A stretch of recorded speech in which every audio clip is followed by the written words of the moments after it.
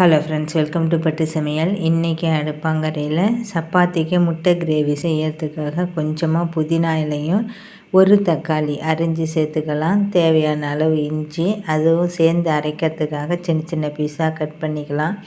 5 பல் பூண்டு அதையும் அரிஞ்சு போட்டுட்டு 4-5 கருவேப்பிலை எல்லாத்தையும் சேர்த்துட்டு கடைசியாக கொஞ்சமாக ஜீரகம், தேவையான அளவு மிளகாய், காரத்துக்கு தகுந்த மாதிரி மல்லித்தூள், கடைசியாக பெருஞ்சீரக பவுடர், கொஞ்சம் கொஞ்சமாக கசகசா இதெல்லாம் கூட குறைய போகலாம், அதனால் டேஸ்ட்டு மாறாது.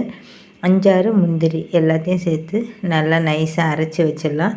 இப்போ 1 ஸ்பூன் எண்ணெயும் 1 ஸ்பூன் நெய்யும் சேர்த்துட்டு ஒரு பெரிய வெங்காயம் சின்ன சின்னதாக கட் பண்ணது அது பொன்னிறமாக ஆகிற வரைய லேசாக வதக்கி விடலாம். அடுப்பு மிதமான சூட்டில் இருக்குது.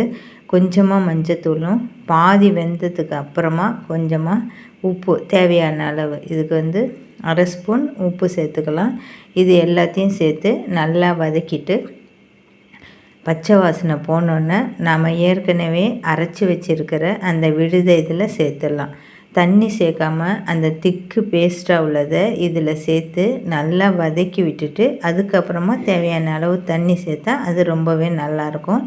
இப்போ நம்ம அரைச்ச விழுதை சேர்த்துக்கலாம். இது ஒரு 2 நிமிஷம் ஆகும். லைட்டாக அடி பிடிக்கிற மாதிரி இருக்கும். அப்போ ஹையிலையும் லோலையும் தீயை மாறி மாறி வச்சுக்கணும். ஏற்கனவே பாத்திரம் நல்லா சூடாக இருக்கிறதுனால சீக்கிரமே அந்த பச்சை வாசனை சரியாயிடும். இப்போ இந்த அளவு கலரே மாறி வந்துடுச்சு நல்லா சிவப்பாக. தேவையான அளவு தண்ணி மிக்ஸி ஜாரையே கழுவி ஊற்றிக்கலாம். ஒரே ஒரு உருளைக்கிழங்கு வேக வச்சுருக்கேன், அதையும் இதில் சேர்த்துட்டு உப்பு செக் பண்ணிவிட்டு குக்கரை மூடி 2 விசில் வச்சிடலாம். நாம் முட்டை 2 முட்டை வேக வச்சு வச்சுருக்குறோம். அதை இறக்குனதுக்கப்புறம் முட்டையும் கரம் மசாலையாவையும் சேர்த்துட்டு உப்பு செக் பண்ணிவிட்டு விருப்பப்பட்டால் மல்லித்தூள் தூவிட்டால் சூப்பராக நம்மளுடைய முட்டை கிரேவி ரெடி ஆகிடும். முட்டை சாப்பிட்றவங்க முட்டையோட கிரேவியை சாப்பிட்டுக்கலாம்.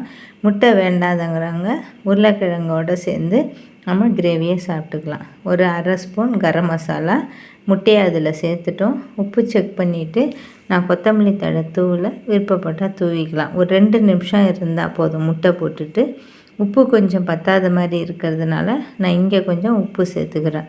ரொம்பவே நல்லாயிருக்கும். ரொம்ப சீக்கிரமாகவே செஞ்சிடலாம், ஈஸியாகவும் செஞ்சிடலாம். குழந்தைங்களுக்கு இந்த டேஸ்ட்டு ரொம்பவே பிடிச்சிருக்கு. நீங்களும் ஒரு முறை ட்ரை பண்ணி பாருங்கள். இந்த வீடியோ பிடிச்சிருந்துச்சுன்னா பட்டு சமையலுக்கு சப்ஸ்கிரைப் பண்ணுங்கள். தேங்க்யூ.